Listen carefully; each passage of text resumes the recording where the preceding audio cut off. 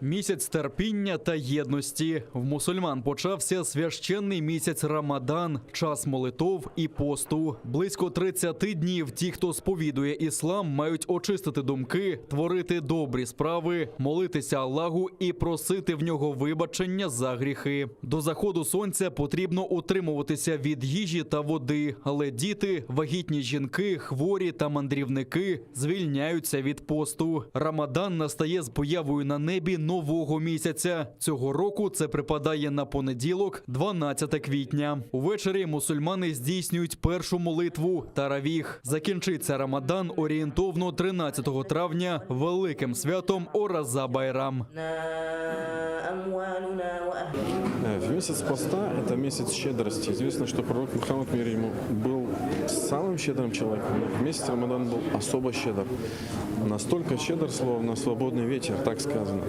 Поэтому человек, насколько он может, настолько должен быть щедр. То есть и пророк Мухаммад, мир ему, мы знаем, говорил: защитите себя от адского огня хотя бы половинкой финика.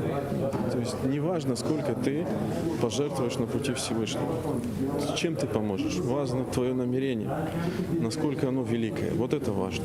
Поклонение, оно требует совместного участия и объединения людей,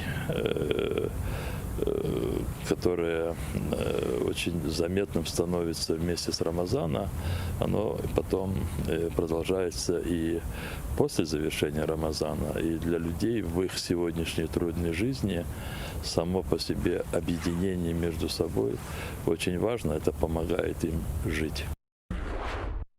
Подарунки та квіти на честь початку священного місяця Рамадан отримали рідні кримсько-татарських політв'язнів. Батьки, чиїх дітей кинули до російських в'язниць за надуманими обвинуваченнями, потребують підтримки та турботи, кажуть у Кримській солідарності. Все, что может дать в этом сложном мире полном испытаний один человек другому, это немного заботы и немного тепла. И мы надеемся, что сегодня мы согреем наших общих родителей, которые сейчас в разлуке со своими сыновьями, и обязательно увидим день, когда они вернутся домой. И мы очень хотели бы, чтобы весь месяц Рамадан двери этих семей не закрывались, и